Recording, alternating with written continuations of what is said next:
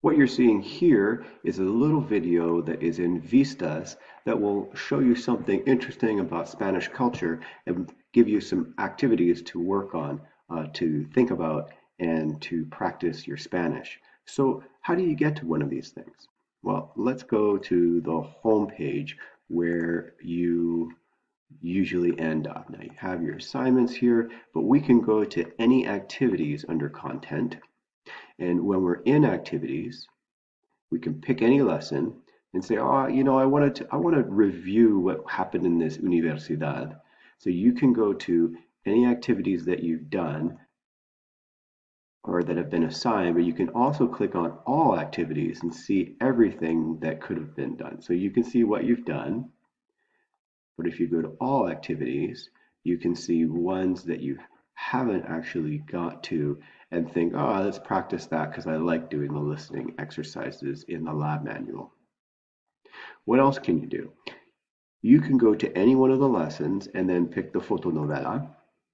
These are the videos with a silly set of characters and the girl from America going to Mexico. Then you can follow what the videos are and do any activities if you'd like.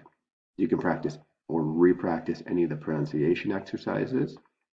Of course, there are readings that you could do or writing exercises if that's what you're interested in. And finally, at the bottom here, you'll see every lesson has a en la pantalla, which is something that happens on screen, like a little video with a couple of questions to pick your interest. And then there's some kind of cultural reference, and we don't always get to both of these.